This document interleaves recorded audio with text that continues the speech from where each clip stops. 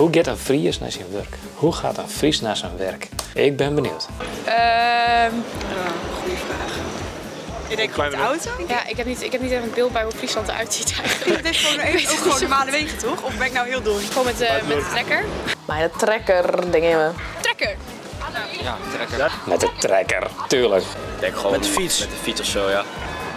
Met de auto. Nee, ze gaan met de fiets dan. Ik heb wel met de fiets. Hoeveel procent van de Friesen heeft internet?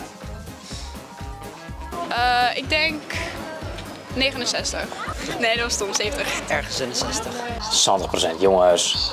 Ik ben in de wereld lang. Zo. Bijna iedereen, gok ik. Ja. 75% of zo, 80? Wel zoals meer dan 50 of zo, ja. 80 denk ik. Toen nog even. Het is gewoon Nederland, kom op. 80. Ja, ik ga met hem mee, wel 80. Meeloper. Gewoon via de kabel, toch? Oh ja, gewoon wel gewoon 60, 70%. Ja, wat meer.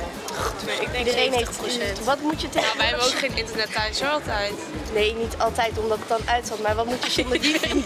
Ja. Deze vrouw die haar eigen mening, dat is wel mooi. 70. Ja, ik denk wel meer, maar ja. Ja, 80 of zo.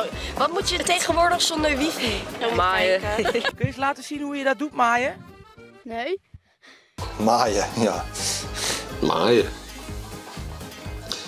Friesen drinken melk van eigen koeien. Nee, dat is niet waar, denk ik. Dat is bijna onmogelijk. Nou, het is net onmogelijk, hè? Nee, toch?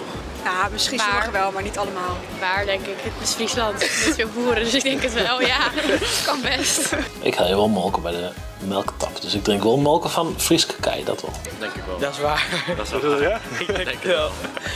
Jawel. We staan net, ja. We ben gewoon bij boeren. Hè. Ik zou het heel graag willen, maar helaas, we hadden het toen er net voor. Niet waar. Nee, denk ik niet. Nee, zeker? Ja.